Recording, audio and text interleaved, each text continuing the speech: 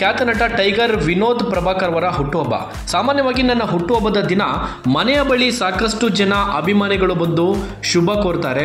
ಆದರೆ ಈ ಬಾರಿ ಚಿತ್ರೀಕರಣದಲ್ಲಿ ಇರ್ತೇನೆ, ಹಾಗಾಗಿ ಮನೆಯಲ್ಲಿ ಇರೋದಿಲ್ಲ. ಅಭಿಮಾನಿಗಳು ಸಹಕರಿಸಬೇಕೆಂದು ವಿನೋದ್ ಪ್ರಭಾಕರ್ ಮನವಿ ಮಾಡಿಕೊಂಡಿದ್ದಾರೆ. ಬಲರಾಮನ ಆ ದಿನಗಳು ಚಿತ್ರದ ಚಿತ್ರೀಕರಣ ನಡೆಯುತ್ತಿದ್ದರಿಂದ ಅಭಿಮಾನಿಗಳನ್ನು ಭೇಟಿಯಾಗಿ ಬಹಳ ದಿನಗಳಾಗಿತ್ತು.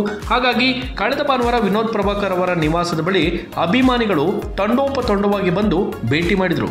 ಆ ದೃಶ್ಯಗಳು ಇಲ್ಲಿದೆ ನೋಡಿ.